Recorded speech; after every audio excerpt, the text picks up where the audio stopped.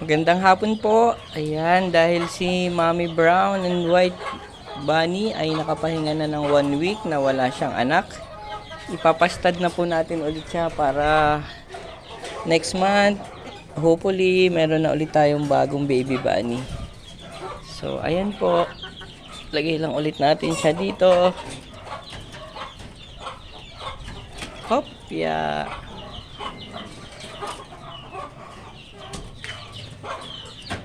Ayan po. So bali ganun po yung ating ginagawa after 1 month yung baby nila, inihiwalay natin, tapos after 1 week ipapastad na natin si Mommy Bunny. Ayan. So ayan naman po ulit.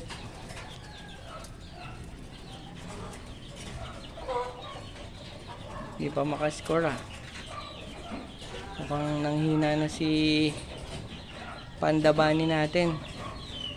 Hindi siya maka-score.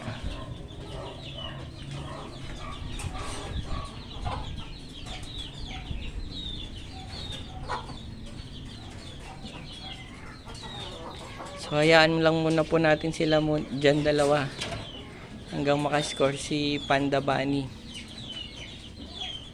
Meanwhile, pakainin muna natin yung ating mga alaga. Ayan na po sila, baka na-miss nyo sila. Dahil nga po tayo ay ilang araw na wala. Kung mapapansin nyo, ang dudumi ng paa nila.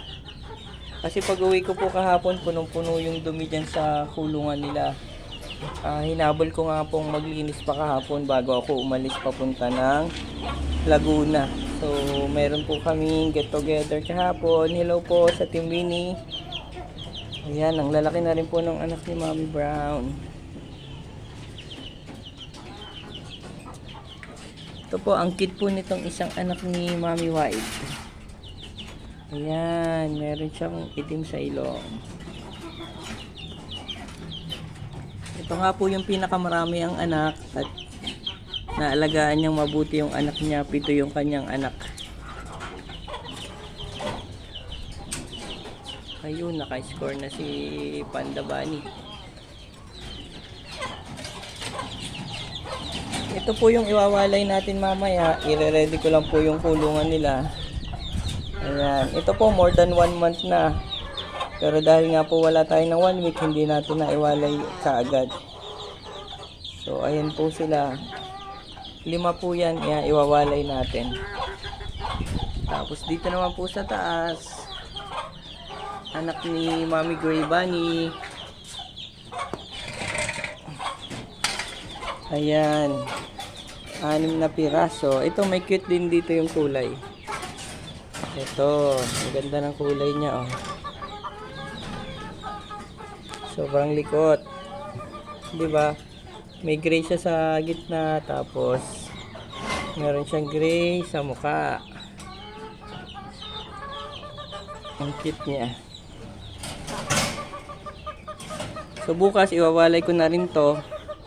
Ayusin ko lang yung kulungan. So yun lang po yung update natin sa mga anak ng ating mga bunny. Malalaki na sila halos lahat. So kailangan na talaga natin silang ma-donate. Problema po natin, wala pa rin tayong cage. So kaya po tatry natin gumawa ng cage.